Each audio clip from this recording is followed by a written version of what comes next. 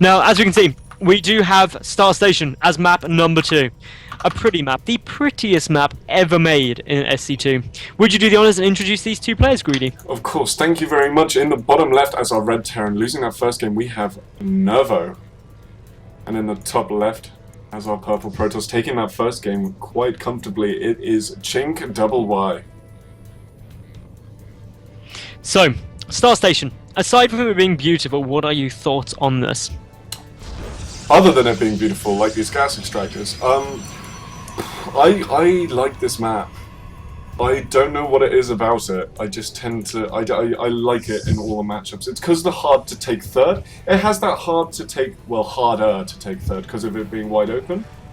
That kind of Neoplanet has. But it doesn't have the kind of... the ridiculous games that we tend to see on that. So on this map, you can see longer games, but with harder and harder to take bases as it should be. Yeah, people take these hard to take expansions, but they do actually tend to defend them quite well. They do. And of course, this map is one of the maps which looks like two PlayStation controllers on top of each other. Yeah. Oh god, yeah. It's one of those important things to know. Yeah. And you've got to note those things of what maps look like. There's also the smiley face in the middle. That's the most important thing as well. That smiley face. Everyone's got to love that. Or the eye. Can you see the eye? Which eye? It goes around the Zelnaga towers of the rim of the eye, and it's got like the pupil in the middle, and then like the iris. Ah, yes, that is very cool as well. Yeah. So many things on this map. Oh my god! It also looks like heaven in Diablo 2. It does. Everything is lovely about this map. And the reason we're talking so much about this map is because, in all honesty, not much else is going on. They're both going very standard. We've got Chink going for the double gas with 2 probes in each, the gateway and the cybernetics core coming down. Meanwhile, for Nervo, he's got 1 Rax, 1 gas, and 1 command center. Yep, and I don't think he's going to do another factory. It was fun the first game, but it did okay as well, but he still hasn't found him, so... I'm so unused to seeing this on non-cross spawns as well. Every other tournament has this forced cross spawn. Yeah, it's just knowing where your opponent is such a good thing, and also it prevents the map imbalances from being close spawns from happening. Like the big map imbalance about this is actually in any matchup with only 1 Protoss in it, because the Protoss player can put a pylon at the very bottom of their of their main rather, and then have a very quick warp-in distance towards their opponent's base. Yeah, that is the only thing. But then again, they can place that pylon outside your base. They can indeed do that, but that's not quite as easy to hold, so that's why it can be a little bit funky. Entomb's another one where vertical spawns aren't too fun, but at the moment we've just got the SCV coming in and being like, okay, he's got 2 gas, 3 drones in each, 3 probes in each, that's fine. Meanwhile, the probes should be throwing down the Nexus, there we go, everything looks fine. Is he gonna... No, he doesn't manage to go and scout out the expansion, which is a shame. And straight to Tech Lab on that factory, so... Oh, Thor Rush. Hello, Armory. We've got a Thor incoming. Okay, Thor rushing is just awesome. I can't honestly remember the last time I saw a Thor rush build. I saw that TVT in WCSEU where Lucifron did it to, I think it was a Cass. Ah, yes. Where he did the Thor drops twice, 2 games in a row against the Hellbats. Yes, I do remember that. That was a couple of weeks ago, wasn't it? Yeah, it was. And it's just so brilliant, this build, because it really encapsulates exactly what the Thor should be about, especially from a lore standpoint, which is like this big hulking thing. Because you drop a Thor against a Protoss early game with some SCVs, they are like, oh my god, we are so dead.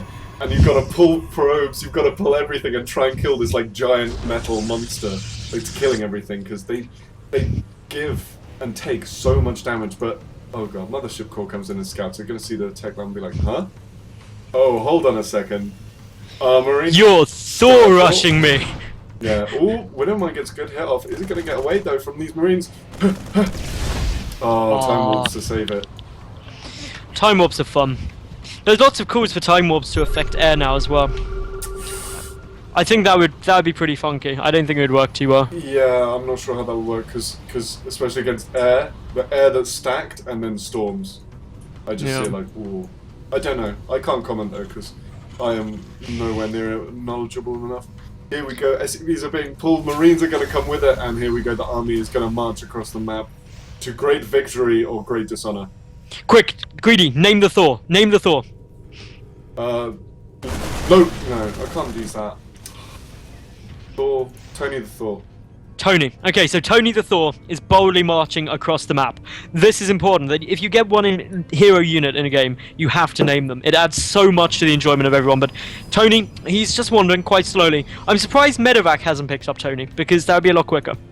It would, but then he's got to wait and regroup all his Marines and SCVs anyway. I mean, it would be slightly quicker, but... Okay, so here we go.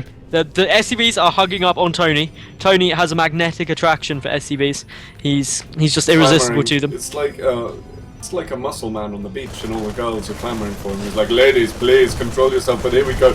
That probe just instantly gets one shot, and giving him a bit of workout, lifting him up and dropping him back down. SCVs are on him now, and there is an immortal. That immortal's going to help. There big is, time. but those Marines with the medevac as well. I mean, no stim, but they can still DPS down the Immortal fairly quickly.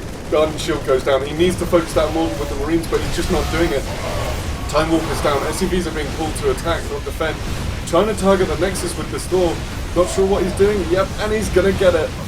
He does get it, but he didn't target the Immortal. And that meant that obviously this was defended, but did lose the natural. In terms of how that leaves things, well, 26 probes for Chink to 18 SCVs for Nervo.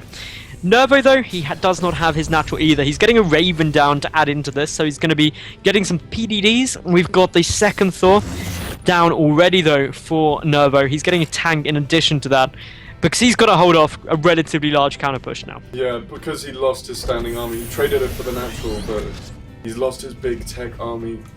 He's actually going to go into full mech now. Second factory being thrown down.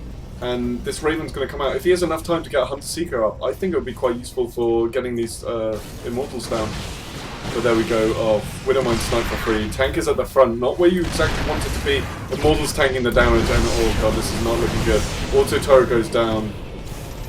Tank goes down. There is still Thor, but Thor, even with those SCVs there, 2 Immortals, and with so few Marines, they're not going to be able to do too well. Nervo just loses that supply depot as well, means that he's only got 3 supply to spare. The vision of the high ground is so critical as well, such a big difference gain, Yeah, but and that the Raven is is 10 range, and you've got a detector there. Observer is now sniped.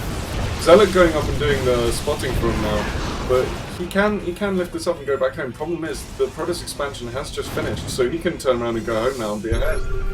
He can, and that's such an important thing to be able to do. Just be like, okay, I've had enough of this, let's leave. And that's what he's going to do now. Yep, and that's a good move. This Thor on the high ground, tank on the high ground. He's got no transition here. He's going to mass up a big mech army and then go push. That's all he can do, really. Now, in terms of where this leaves things, obviously that natural nexus being back up is huge for Chink. He's ahead in the word count, 35 to 22, big advantage. His opponent has no natural in sight. He's not even started the command center. That's a big way to be behind at this stage of the game. And in terms of tech, yes, Nervo does have some quite nice stuff, but Chink, he's got upgrades coming out, he's got a sizable force already on the ground, and it's really now up to the Terran to come back into this game, I feel. It is. I think, to be honest, he's just going to get up his army and he's just going to SC pool and go for it. That's all he can do here. Good little scan goes off there, though, actually.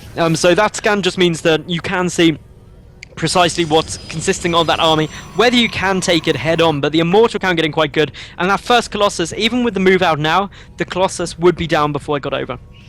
It would, but it wouldn't have range, and that's a huge thing. Thors would outrange it. This Thor is going to be 7 range to the Colossus' 6, and I mean, the splash damage is good, but he's got a very small amount of units. And the siege tanks as well. Ooh, it's a really smart move, actually, if you've got to try and go for a good push, but this is ultimately because Nervo has no other choice. If this push doesn't work, and if he doesn't even kill the natural, then it's essentially GG as far as I'm concerned. He needs a good Hunter Seeker that hits at least 2 of the Immortals. Because that hardened shield is the biggest problem for him right now. And Hunter Seeker, because it's a spell that ignores the damage, just does 100 flat damage. And that's exactly what he needs. Just get rid of that hardened shield. Get rid of it, deal with it quickly, and you may have a chance. Yep, but there we go. A Seeker missile does go down, and look at this, the Immortal's taking a lot of damage, but there's the Colossus shredding through the Marines. The tanks are the only thing that remain with that Thor. The Stalker's focusing them down very quickly. Easy defense here from Chink, and Nervo's going to have to GG. Yeah, Nervo will have to. Thought Immortals just absolutely destroy me. Nervo GG's very enthusiastically, but that is him done. ChinkYY take.